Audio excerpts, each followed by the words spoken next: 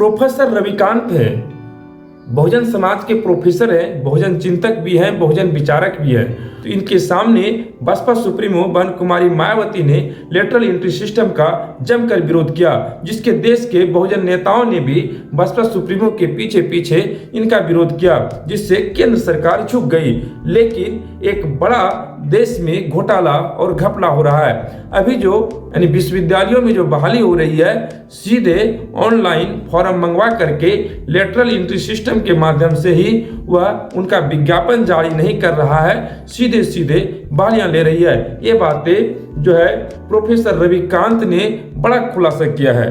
तो बसपा सुप्रीमो मायावती जी जैसे lateral entry system के उस बहाली में विरोध किए थे, आज इस पर इसने बहाली कर रहा है। इस पर भी बसपा सुप्रीमो बहन कुमारी मायावती पर सभी लोगों की निगाहें हैं। लेकिन जो संविधान की किताबें लेकर के घूम रहे थे कि हम संविधान के रक्षक हैं, 2024 का लोकसभा चुनाव में बहुजन समाज को गुमराह किया, दलित आदिवासी अति पिछड़ा समाज को गुमराह किया और उनका वोट लेने का काम किया। लेकिन वो लोग आज तक पूरी तरह से चुप है कि लेटरल एंट्री सिस्टम के माध्यम से जो प्रोफेसरों की जो बहाली हो रही है, जो शिक्षाविदों की बहाली हो रही है, जो विश्वविद्यालयों में बहालियां हो रही है, उस पर उन्होंने उनकी हिस्सेदारी नहीं दी जा रही है, संवैधानिक तरीके से बहाली नहीं हो रही है, उनका जो है रिक्ति नहीं दिखाया जा रहा है, सीधे चुपचाप ऑनलाइन लेके फॉर्म भरा जा रहा है और उसकी नियुक्ति की जा रही है। ये लोग कब तक चुप रहेंगे?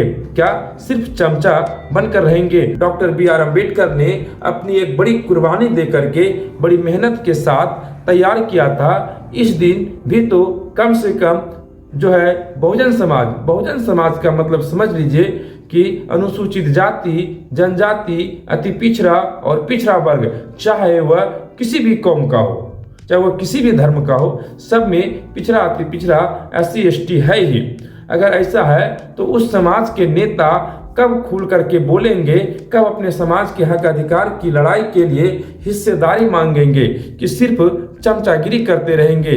ये एक बड़ा सोचनीय विषय है। इसलिए बहुजन समाज के लोगों को सोचना पड़ेगा कि जो बहरूपिये आपको सिर्फ वोट के समय मूर्ख बनाने के लिए आते हैं और बहला फुसला करके आपके वोट ले लेते हैं, लेकिन जब आप पर अत्याचार होती है, जब आपके हक अधिकार छीने जाते हैं, तब ये लोग हाथ पर हाथ रख करके बैठे रहते हैं, मतलब शुद्ध चमचा बन के बने रहते हैं। आपको बता दें कि आज भी अगर बहुजन समाज चाह ले तो अपने सारे हक हिस्से सब मिनट नहीं लगेगा ले लेगा। आपको बता दें कि वर्तमान समय में देश में 131 अनुसूचित जाति और जनजाति के सांसद हैं और 150 से ज़्यादा पिछड़ा के सांसद हैं। अगर ये दोनों मिल जाते हैं तो सरकार को नतमस्तक होना पड़ेगा और बहुजन समाज को उनकी उचित हिस्सेदारी देनी पड़ेगी। लेकिन आपको बता दें, उनके 10% आरक्षण EWS, आप लोग देख लीजिए किसी वैकेंसी में उनको अनुसूचित जाति और जनजाति से भी उनका कटअप कम हो रहा है, फिर भी उसको नौकरियां मिल रही है।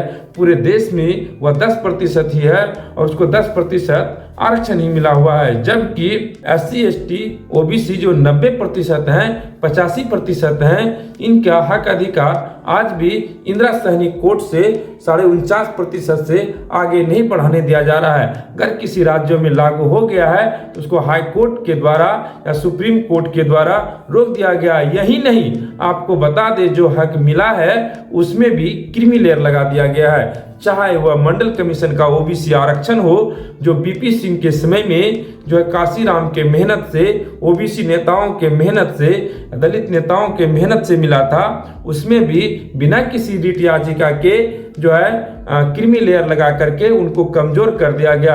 यानी OBC SC ST को अगर 8 लाख से कम 8 लाख तक इनकम है उनको कोई हक अधिकार नहीं मिलेगा।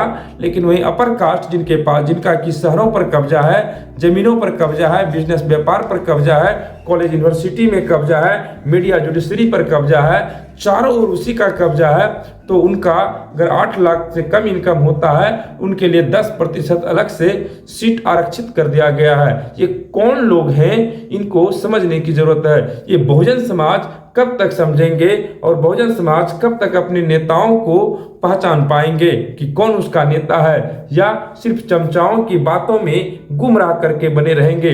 बसपा सुप्रीमो बहन कुमारी मायावती ने तो सीधे सीधे हमला किया कि कौन लोग हैं जो सड़क छापते आज उनके पास पार्टी बनाए और आज वह चार्टेड प्लेन से घूम रहे हैं, महंगी महंगी गाड़ियों से घूम रहे हैं, और वह सिर्फ ये कहते हैं कि हम मान्यवर काशीराम के उत्तराधिकारी हैं, तो हम अंबेडकर विचारधारा के लोग हैं। अरे अगर उत्तराधिकारी बननी है, किसी राज्य का उत्तराधिकारी बनो, मुख्यमंत्री बनो, देश का उत्तराधिकारी बनो, प्रधानमंत्री बनो, लेकिन किसी विशेष जो महापुरुष है उसका उत्तराधिकारी बनने का ये कहां से आपको एक्सलेप प्लान करने का, कौन उसके पीछे लगा हुआ है, ये बहुजन समाज को सोचने और संभलने का वक्त है। और अगर समय रहते बहुजन समाज नहीं संभला तो फिर से संविधान की धज्जियां उड़ेगी और उसी पेशवा के राज्य के तरह देश में पेशवा की कानून मनुस्मृति लागू हो जाएगा और हमारा समाज